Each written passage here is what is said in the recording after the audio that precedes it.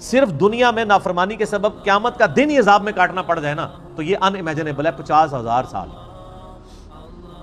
اللہم اجرنا من النار آمین. ویل یومئذ للمکذبین، تباہی اور بربادی ہو ان لوگوں کے لیے جو جھٹلایا کرتے تھے. وَإِذَا قِيلَ لَهُمُ ارْكَعُوا لَا يَرْكَعُونَ، اور جب انہیں کہا جاتا ہے کہ رب کے سامنے جھکو تو جھکتے نہیں ہیں. کیوں نہیں جھکتے؟ وہ کہتے ہیں کچھ بھی ہے یا اللہ تیرے محبوب کی امت سے، نمازیں پڑھنے کی کون سی ضرورت ہے؟ ابھی بھی یوٹیوب کے اوپر کتنے بائزین ہیں بڑے تگڑے قسم کے جو کلیئر کٹ آ کے یہ بیان دیتے ہیں کہ جی بس جو بندے نے کلمہ پڑھ لیا، نبی علیہ السلام سے محبت رکھتا ہے، اب اسے کوئی ضرورت نہیں نماز روزہ کرنے کی، وہ جنتی ہو چکا. اور اس طرح کے جو وائزین ہیں نا، صرف ان کی تقریروں کے اوپر جو نعرے لگتے ہیں نا اور کہیں نہیں لگتے، کیونکہ سستی جنت بیچ رہے ہوتے ہیں. اچھا انسان بھی کتنے بیوقوف ہیں، خود اپنی آنکھیں بند کیے ہوئے ہیں. انسان اگر خود تھوڑا سا تفکر کرے وہ بھی سمجھ لے گا کہ یار ایسا کرنے سے کیسے ہو سکتا ہے. دنیا میں بغیر محنت کے مزدوری نہیں ملتی، اور اللہ جس نے پیدا ہی مزدوری کے لیے کیا تھا، مزدوری سے مراد وما خلقت الجن والانس الا لیعبدون. اور اس پہ امام غزالی نے بہت زبردست بات احیاء العلوم میں کیمیائے سعادت میں لکھی ہے کہ اگر تم لوگوں کا یہ ڈھکوسلا مان لیا جائے نا کہ اللہ تعالیٰ نے یہ سب کچھ بس صرف ڈرائی اینڈ پہ چھوڑ ہی دینا ہے، کوئی کسی کا حساب کتاب نہیں ہونا، کسی کو عذاب نہیں ہونا، تو تم یہ کہنا چاہ رہے ہو کہ اللہ تعالیٰ اور اس کے پیغمبر دنیا میں ٹھٹا کرتے رہے ہیں ہمارے ساتھ، نعوذ باللہ. ہر ایک پورا قرآن دھمکیوں سے بھرا پڑا کہ نہیں کرو گے تو رگڑا لگ جائے گا، تو یہ سب مذاق ہوتا رہا؟ ایسا نہیں، تمہیں سمجھ نہیں آئی اصل میں. یہ ٹھٹا نہیں ہے، یہ بہت سیریس معاملہ ہے. جب اللہ کے سامنے جھکنے کے لیے کہا جاتا ہے تو وہ جھکتے نہیں ہیں. وَيْلٌ يَوْمَئِذٍ لِّلْمُكَذِّبِينَ، تو بربادی ہے اس روز جھٹلانے والوں کے لیے. فَبِأَيِّ حَدِيثٍ بَعْدَهُ يُؤْمِنُونَ، اب اس قرآن کے بعد کس اور بات کے اوپر ایمان لے کر آؤ گے؟ یعنی قرآن میں اتنی واضح دھمکیاں آنے کے بعد ابھی بھی کسی چیز کا انتظار ہے کہ ہمیں کوئی اس طریقے سے آگے بات سمجھائے تو ہم سمجھ جائیں گے.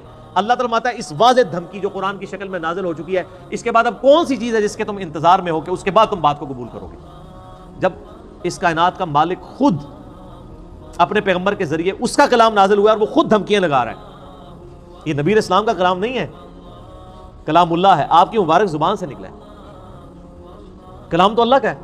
اس سے بڑی کوئی چیز ہو سکتی تھی کہ اللہ تعالیٰ خود دھمکی لگائے تو تب آپ کو یقین آئے اور مجھے یقین آئے؟ سب سے بڑی چیز یہی ہو سکتی تھی.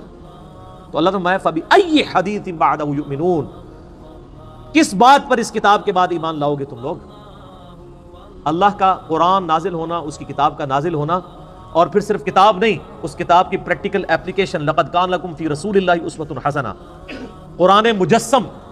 قرآن کا اگر کوئی ایک جسم بنایا جاتا، ایک پریکٹیکل، تو نبی علیہ السلام کی مبارک ذات ہے وہ.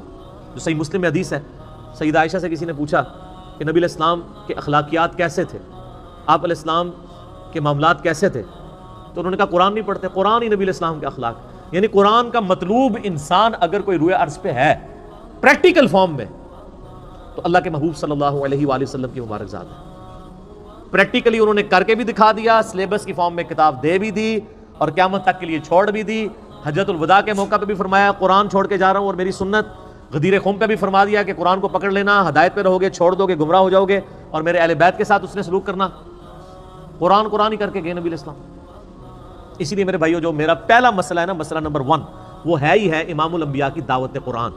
اور میرا ریسرچ پیپر نمبر 4 ہے اسی کے اوپر، اس پہ ہم نے ٹائٹل آیت لگائی ہے سورۃ الانعام کی آیت نمبر 19، وَأُوحِيَ إِلَيَّ هَذَا الْقُرْآنُ لِأُنذِرَكُم بِهِ وَمَن بَلَغَ.